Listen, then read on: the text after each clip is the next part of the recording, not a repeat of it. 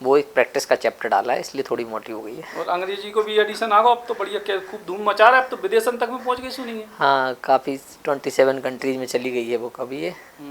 तो अच्छा रिस्पॉन्स आ रहा है कि रियल लाइफ पे है। कि आपने अपनी किताब में लिखा है सही उम्र में सही काम करना चाहिए, तो मैं जानना चाहूंगी कि मोहब्बत और शादी करने की सही उम्र क्या होती है, क्योंकि आजकल लोगों घर से प्रेशर होता है कि कब शादी करोगी, उम्र हो रही है एंड ऑल। तो मैं यही पूछना चाहूंगी कि सही उम्र क्या होती है शादी और मोहब्बत करने की। तो मैंने देखा कुछ लोग जाते हैं 23-25 एज की और लगभग 40 ईयर्स तक वहाँ तैयारी कर रहे हैं। तो हर किसी के जीवन में सुख और दुख तो रहते ही हैं। जब आदमी सुखी रहता है तो सुखी रहता है, दुखी रहता है तो दुखी रहता है। हम आपसे जानना चाहते हैं कि दुख में भी आनंदित कैसे रहा जाए। भैया राम राम नमस्कार, हमें तो चिंता ही हो। नाम है हमारा सचिन चौधरी और इस समय हम अपने कार्यालय के बहुत सारे सहयोगियों और अपने मित्रों के संग हैं और इसे हैं काय के आज ज़िंदगी पे चर्चा है। काय के ज़िंदगी भैया कहू की झंडवा फिर भी घमंडवा और बाकी सब तो सबकी अपनी अपनी चल ही रही, कहू की अच्छी कहू की बुराई कहू के। आजकल कहू से पूछो कहा भाई कैसी चल रही, इस वक्त कट रही। तो बस ज़िंदगी काट भी नहीं जी भी आए हैं, जो सूत्र वाक्य दो है सचिन गुप्ता जी ने, जिनकी किताब अ ब्यूटीफुल लाइफ जो है अब तो हिंदी में हती। सो अब हम सोचते कि हिंदी की ज़िंदगी टेंशन में, अंग्रेजी वाले की भाई टेंशन में, तो उनके लाने भी ले आए अंग्रेजी को एडिशन। सचिन गुप्ता जी जो मध्य प्रदेश के प्रशासनिक अधिकारी भी हैं, अपने बुंदेलखंड क्षेत्र के हैं, बुंदेली के रहने वाले हैं बुंदेलखंड क्षेत्र के। और जब किताब कई सारे एडिशन अभी के धड़ाधड़ आ रहे हैं और मोटी हो जा रही किताब भी, और अंग्रेजी वाले भी आ गए। तो आज सचिन गुप्ता जी हमारे संग हैं और अपने जीवन के सबके अपने अनुभव, हमारे कार्यालय के जितने भी सहयोगी हैं, हमारे मित्र केतन भाई भी विशेष तौर पे आए हैं आज ललितपुर से। सो सब जने आज ज़िंदगी से जुड़े कुछ सवाल सचिन गुप्ता जी से करें और उनकी जो किताब है वो पे चर्चा करें।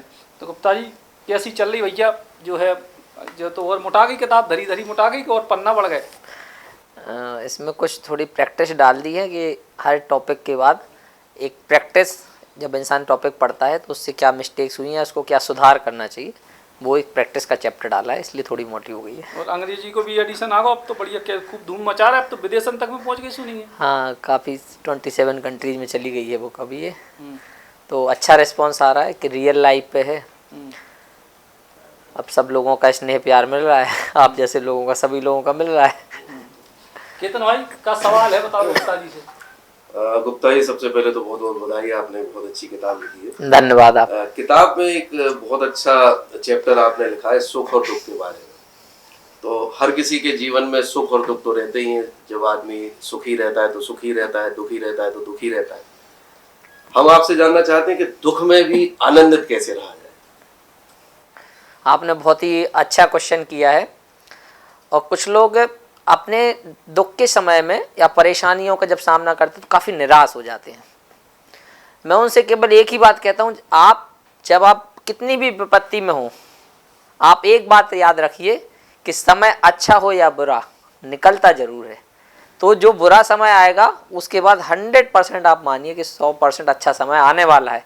तो आप या तो अपने पुराने अच्छे समय को याद करिए, अच्छी यादों को संजो कर रखिए, जिससे कि आपकी जो यादें होंगी उससे आपको वो विपत्ति वाले समय में आपको बड़ा अच्छा लगेगा कि नहीं, मेरे अच्छे समय बिताया है और फिर से मेरा अच्छा समय आने वाला है, इसलिए कष्ट का जो समय है वो निकल जाएगा। पहला तो ये है कि आप उसमें ये देखिए कि आपको ये देखना है कि निकलेगा ज़रूर, और इसमें आपको धैर्य रखना है, कोई गलत डिसीजन नहीं लेना है, क्योंकि विपत्ति तो सभी पर आई है, चाहे भगवान राम हो, कोई भी हो, बड़े बड़े संत, राजा, मुनि, तपस्वी, कितने भी जो भी लोग हुए हैं इस संसार में, जो भी जीव हुआ है उसको सुख और दुख दोनों का सामना करना पड़ा है। जैसे दिन और रात का जोड़ा होता है, ऐसा कभी नहीं होगा कि दिन ही दिन रहे या रात ही रात रहे।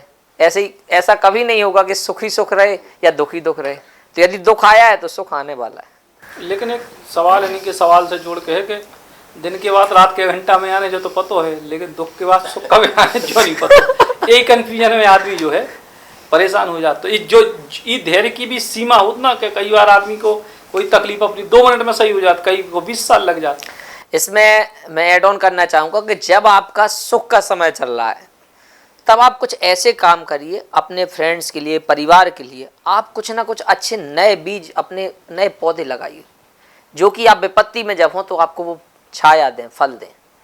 और वो तभी आप कर सकते जब आप सुख में हो, क्योंकि दुख में तो आपके पास आप खुद ही बेबस रहते हैं।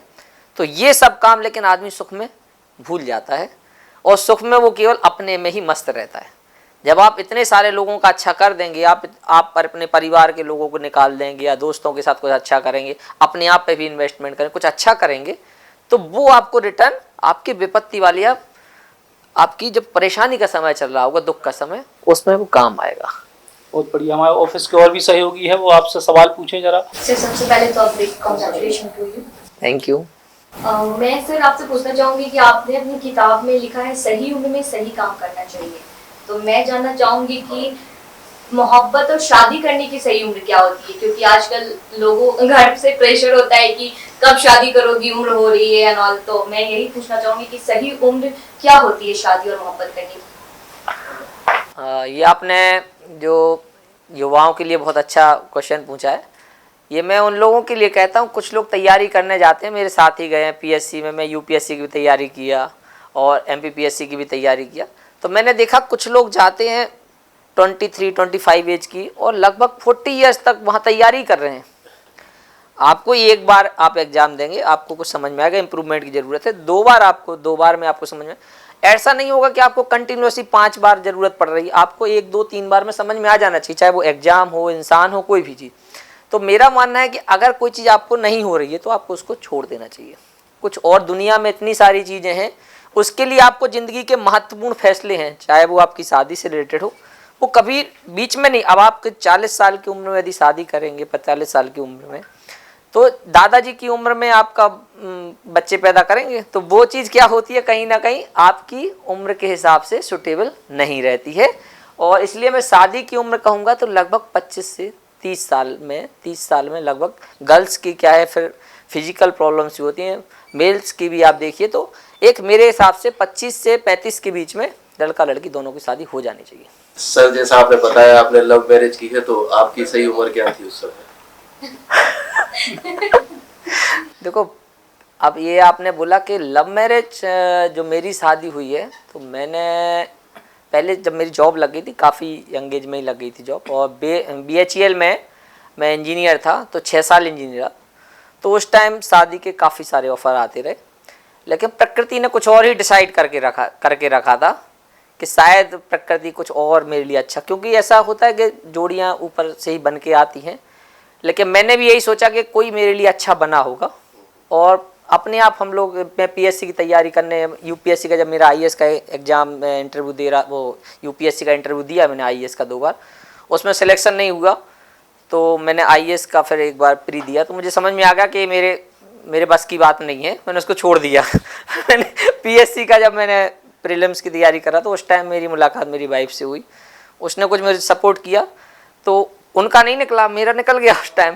तो पहले मेरा निकल गया और हम लोगों की उसी से फ्रेंडशिप हुई, तो फिर हम लोगों की बॉन्डिंग अच्छी हो गई, अच्छी फ्रेंडशिप हुई। और फिर जब फील हुआ कि शायद हम लोगों को इस रिलेशन को आगे बढ़ाना चाहिए, तो लगभग मेरी वाइफ की उम्र 27 से 28 साल होगी, 27 साल उस टाइम, मेरी 30 होगी, उस टाइम हम लोगों ने शादी की थी। आपको ऐसा क्यों लगा कि ये बुक लिखनी चाहिए और लोगों को इसके माध्यम से जागरूक करना चाहिए? इसका मेरा बेसिक उद्देश्य यही है कि बहुत सारी बुक्स हैं मार्केट में, किताबी ज्ञान हर जगह दिया जा रहा है, लेकिन जो रियल लाइफ में इंसान चैलेंजेस फेस करता है या परेशानियां फेस करता है, उसके ऊपर कोई किताब नहीं है मार्केट में, कि जो कि रियल लाइफ में, जैसे आज मुझे शादी के बाद क्या प्रॉब्लम्स होने वाली हैं, या जॉब ना करें तब क्या प्रॉब्लम, जॉब करेंगे तब क्या प्रॉब्लम होने वाली, या जो बेसिक, या मुझे अपना मार्गदर्शक किसे बनाना है, तो जो बेसिक समस्याएं या बेसिक क्वेश्चंस के जो हल हैं, वो किसी ऑथर ने बहुत कम लिखे भी होंगे, तो लगभग 1000 में से एक किताब होगी। तो मैं तो एक रियल नया डोमेन लेके आऊँ, रियल लाइफ, और मैं चाहता हूँ कि इसमें और लेखक भी आएँ और लोग भी आएँ, क्योंकि सच में आप देखेंगे तो लगभग 100 में से 90 लोग परेशान हैं, किसी ना किसी, कोई अपने परिवार के कारण, कुछ अपनी पुरानी गलतियों के कारण, कोई अपने बिजनेस में परेशान है, कोई अपनी जॉब में भी परेशान है। हर जगह परेशान इसलिए है क्योंकि उसने गलत डिसीजन ले रखा है, या उसको जिसने गाइड किया है उसने भी, उसको पता नहीं था। ऐसा नहीं कि उसने ज़बरदस्ती उसको ऐसा है कि उसको परेशानी में डालने के लिए, उसको भी पता नहीं। तो मेरा मानना था इस किताब के माध्यम से कि लोगों का कुछ हो ना हो, लाइफ एक बार मिली है तो वो ब्यूटीफुल होनी चाहिए। जैसा कि आपने कहा कि लाइफ एक बार मिली है वो ब्यूटीफुल होना चाहिए, इसके साथ आपने इसमें एक चीज का और लिखा है, सुख और दुख जी। तो आदमी के जीवन में सुख और दुख तो चलते ही है, उसके साथ साथ उसके जो पारिवारिक जीवन होता है उसमें बहुत सारी उसको ऐसी समस्याओं का सामना करना पड़ता है या फिर कहो ऐसे सहयोग के साथ चलना पड़ता है कि जिसमें वो सुख और दुख को छोड़ करके तीसरा रास्ता अपनाता है। तो उसके लिए आप क्या कहना चाहें? जिंदगी आपने जो बोला है वो बड़ा अच्छा कि अगर आपने तालमेल नहीं बैठा पाया, चाहे वो जॉब में हो परिवार में हो, अगर आपने यही सबसे खूबसूरती लाइफ की यही है कि आपका परिवार सुखी हो। मैं एक अच्छा इंसान या सफल इंसान उसी को मानता हूँ कि जिसके घर में मैं जाऊँ तो उसके माता पिता मुस्कुराते मिलें, उसकी वाइफ के चेहरे पे चमक हो जब मुझे नाश्ता सर्व करे, या उनके बच्चे हंसते रहें, या जिस इंसान से मैं मिलूं वो भी एक अच्छे से कहे कि नहीं मेरा परिवार बहुत अच्छा है। और ये तभी होगा जब आपने परिवार को समय दिया होगा। ऐसा नहीं होगा कि केवल आपने बिजनेस में या अपनी जॉब को ही टाइम दिया है और तो परिवार 100% आपका छूट जाएगा और परिवार आपसे दुखी रहेगा। इसलिए मेरा मानना है कि आपको समय समय पर आपको देखना पड़ेगा कि कहाँ मेरे परिवार को ज़रूरत है, मुझे परिवार को समय देना है, कहाँ मुझे जॉब को ज़रूरत है वहाँ जॉब को टाइम देना, कहाँ मेरे बिजनेस को समय बिजनेस को टाइम देना है। यही तालमेल आपको, जैसे मेरा ही देखा जाए तो अगर मेरे घर में कोई बीमार होगा तो मैं सबको छोड़ के वहाँ चला जाऊँगा, अपना लीव लूँगा कि चाहे मुझे आप अर्जेंट लीव दीजिए ऑफिस से कहीं से भी मैं जाऊँगा। लेकिन अगर मुझे अनावश्यक रूप से लगेगा कि घर में कोई परेशानी नहीं, कोई और हैंडल कर सकता है या मैं अपने फ़ोन कॉल पे या किसी को भेज के करा सकता हूँ, तो मैं अपने जॉब को टाइम दूंगा। तो ये है, आपको प्रायोरिटी डिसाइड करनी पड़ेगी कहाँ आपको आपकी ज़रूरत है। जैसा कि आज के युग में युवा पीढ़ी को अगर देखा जाए तो अक्सर सास बहू के बीच में एक युवा बहुत ज्यादा फंस जाता है। अब उसके लिए, क्योंकि जिसने बचपन से लेके उसको जवानी तक उसकी देख रेख की और जवानी में आने के बाद उसकी बीवी उसका एक सहभागी जो अपने माँ बाप को छोड़ के आई, उस स्थिति में युवा का कैसा डिसीजन होना चाहिए? उसको क्या करना चाहिए कि माँ भी खुश रहे और बहू भी खुश रहे? अभी आप जो क्वेश्चन पूछ रहे हैं इससे रिलेटेड मेरे 2-3 ऐसे दोस्तों का सुन रहा हूँ कि जिनका डाइवोर्स हो गया, तो बड़ा सुन के दुख होता है कि इतनी पढ़ाई करने के बाद, सब कुछ करने के बाद, अच्छी जॉब जो कि 1 करोड़ का पैकेज हो गया है, अपनी बीवी को नहीं संभाल पा रहे या अपने परिवार को नहीं संभाल पा रहे। तो ये ऐसा नहीं है कि उनमें नॉलेज नहीं है, कैपेबल हैं, लेकिन उन्होंने इस चीज़ों को समय ही नहीं दिया। आप देखिए कि आपके माता पिता क्या चाहते हैं, आपकी वाइफ क्या चाहती है, आपके बच्चे क्या चाहते हैं। जब आप ये जानेंगे कि वो चाहते क्या है, तब आप उनमें तालमेल बिठा पाएंगे। आप हम क्या चाहते हैं उसका क्या? हम देखो, एक मेल जो होता है पुरुष वर्ग, आप कुछ भी चाहें, आपकी सुख सुविधाएं तभी हैं जब आपका परिवार अच्छा है। जब आप दूसरों की फीलिंग्स समझने लगेंगे, आपकी फीलिंग्स भी अपने आप वो लोग भी समझने लगेंगे। तो आपको ये इनफ मैच्योर होना पड़ेगा, क्योंकि आपको ही बाहर की दुनिया देखनी है, आपको ही समाज को देखना है और आपको ही अपने परिवार को देखना है और आपको ही इकोनॉमिकली देखना है। तो मैं ये तो मेल वर्ग को इसमें सबसे ज़्यादा रिस्पॉन्सिबिलिटी उन्हीं की मानता हूँ। जैसे मैं अपने घर पे देखता हूँ तो मुझे तो बड़ा अच्छा लगता है कि मेरी वाइफ के मम्मी पापा आ जाएं, साथ में रहने लगे, मेरे मम्मी पापा आ जाएं, मुझे तो बड़ा अच्छा लगता है, क्योंकि उनकी वजह से मुझे पता चलता है आज कौन सा त्यौहार है। सुबह से उठ जाते, बेजा उठ जाओ 8 बज गए हैं, तो उनके पहले उठ जाएंगे, घंटी बजने लगेगी, पूजा होने लगी घर में। तो ये उनकी वजह से हमको माहौल पता चलता है। नहीं तो क्या हो रहा है आजकल, देखो सबसे ज़्यादा लड़ाई का कारण है हस्बैंड वाइफ अकेले रहते हैं, क्योंकि और कुछ है ही नहीं। तो अगर परिवार में माता पिता रहते हैं तो परिवार में आज ये देखेंगे तो उनके घर में डिवोर्स नहीं हो रहा है, जिनके घर में माता पिता साथ में रह रहे। क्यों? कहीं ना कहीं उससे आपको उनका माइंड डाइवर्ट हो जाता है। बशर्ते कि चाहे आपकी माता जी हो या बहू हो, उनके बीच में अच्छी बॉन्डिंग आप बनाएं। क्योंकि एक जो आपने बोला ना, एक लड़की जो होती है वो सबको छोड़ के आपके लिए आती है, लेकिन उसकी भी एक मर्यादाएं हैं। उसको भी पता होता है कि ये मेरी माँ है, ये मेरे पति हैं। तो एक लड़की हमेशा शिकायत अपने पति से करती है, बाकी वो किसी से नहीं करती।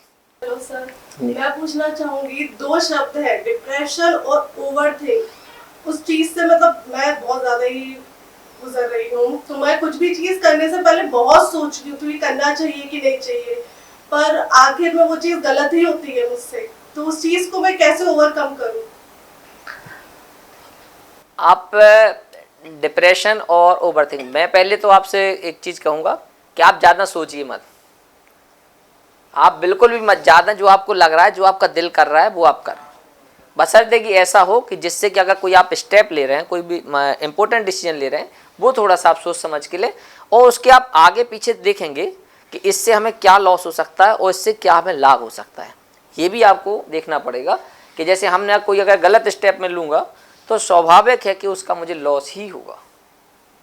तो मैं इसमें एक ही चीज़ कहूँ कि आप ज़्यादा सोचिए मत, आप लाइफ को बिल्कुल स्मूथ वे में, क्योंकि जैसे वैसे किसी ने बोला था और मैं उसको फॉलो करता हूँ कि आज जितना अच्छा सिंपल रहें, जितने अच्छे से, जितना आप सिंपल तरीके से रहेंगे वो सबसे अच्छा हो गया है।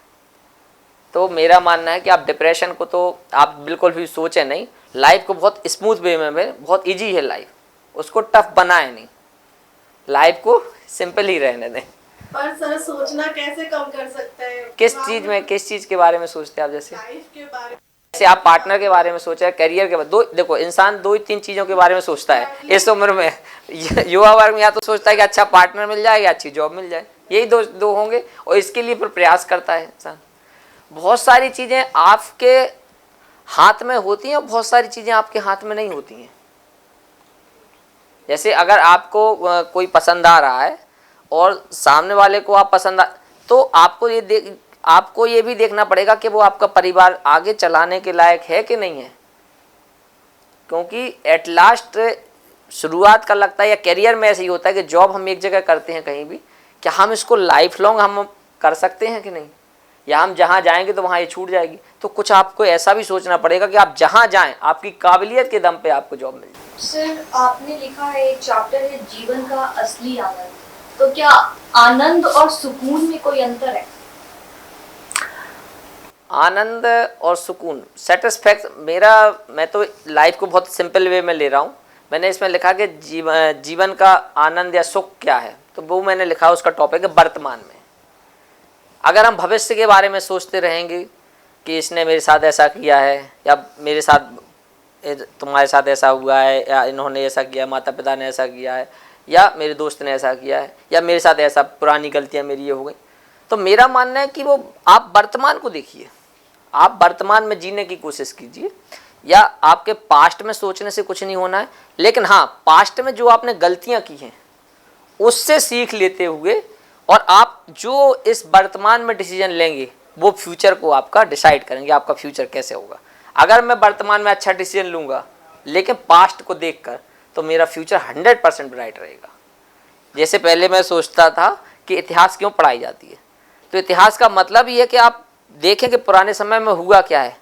किसी के बारे में भी आप देखें तो पहले इतिहास इसीलिए बोला जाता है कि पहले उसके बारे में आप फीडबैक देख लीजिए कि वो कैसा रहा है उसका, और फिर आप वर्तमान में डिसीजन लीजिए, आपका फ्यूचर 100% अच्छा होगा। तो इसलिए मैंने उसमें लिखा था कि आपको वर्तमान में जीने की कोशिश करना चाहिए, ना कि फ्यूचर में बहुत ज़्यादा। आदमी बहुत ज़्यादा फ्यूचर के बारे में सोचने लगता है या बहुत ज़्यादा पास्ट के बारे में सोचने लगता है। सर आपने कहा है कि जिंदगी को बेहतर तरीके से जियो, तो हमारे पास तो एक ही जिंदगी है, हम एक ही बार जी रहे हैं, तो हमें कैसे पता होगा कि बेहतर तरीका कौन सा है कौन सा नहीं है? जो परिंदा खुद उड़ेगा आसमां छू लेगा, और जो उड़ाओगे छत पे जा बैठेगा। तो मैं ये इसलिए कहता हूँ कि आपको अपनी मंजिल खुद तय करनी है। आपको पता होना चाहिए कि हमको कहाँ तक जाना है, और लाइफ को आपको कैसे जीना है। आप जैसे जीना चाहोगे ज़िंदगी, वैसे अपने आप वो रास्ता बना देगी। जैसे मैंने अपने टारगेट सेट किए कि मुझे ऐसी लाइफ जीनी है, लाइफ अपने आप वैसा आपको रास्ता बना। लेकिन थोड़ा सा आपको शुरुआत में परेशानियाँ होंगी, लेकिन लास्ट में जीत आपकी होगी, और आपको लास्ट में मज़ा आने लगेगा। पूरी लाइफ आपकी वैसे ही निकल जाएगी। देखो आपने देखा होगा कुछ लोगों की पूरी ज़िंदगी शराब पीते पीते निकल जाती, वो कभी नहीं मरते। कुछ लोगों की पूरी ज़िंदगी जुआ खेलते खेलते निकल जाती, लेकिन वो ना उनका ऐसा नहीं है। तो कुछ लोग अच्छाई करते करते, कुछ लोग गौ सेवा कर, जैसे मेरे ताऊ जी हैं, वो 15 साल से गौ सेवा कर रहे हैं। हम लोग जब वो शुरुआत में कर रहे थे, मैं कह रहा हूँ क्या कर रहे हैं, 1 साल हो गया, 2 साल हो गए, आज तो उन्हें 15 साल हो गए। तो जिसको जो करना है लाइफ वैसा आपको सपोर्ट। सचिन भाई, जीवन में मार्गदर्शक का होना कितना आवश्यक है, और किस तरीके के व्यक्ति को अपना मार्गदर्शक बनाना चाहिए?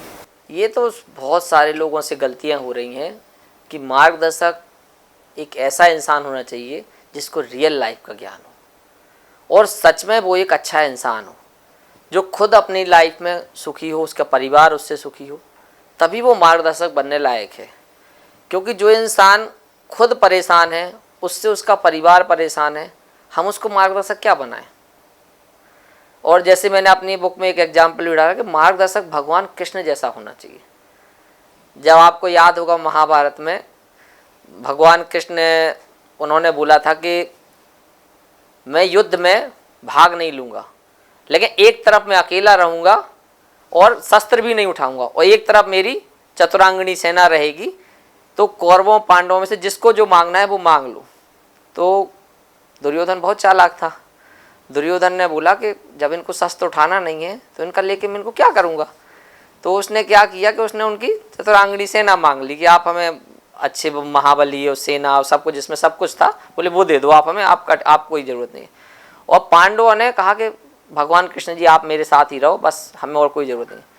तो भगवान श्री कृष्ण के पास कौरवों की हर चाल की काट थी, और जो भी समस्याएं थी पांडवों की, उस सारी समस्याओं का समाधान भगवान श्री कृष्ण के पास था।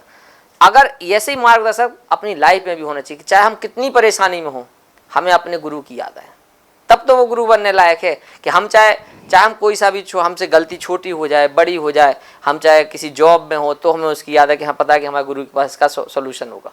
तो मेरा मानना है कि मार्गदर्शक एक ऐसा होना चाहिए अच्छा इंसान, जिससे कि आप कभी भी परेशान हो और वो आपको उसी टाइम आपको समाधान बता सके, आपको उस समस्या से निकाल सके, तो आपका वो मार्गदर्शक सार्थक है बनाना। ये जीवन के बहुत सारे सवाल और जीवन से जुड़े करे, और जैसे कीर्तन भाई ने पूछी कि मार्गदर्शक ऐसा हो, तो उन्होंने कही गुप्ता जी कि मार्गदर्शक ऐसा हो जी वो खुद ही ज्ञान हो।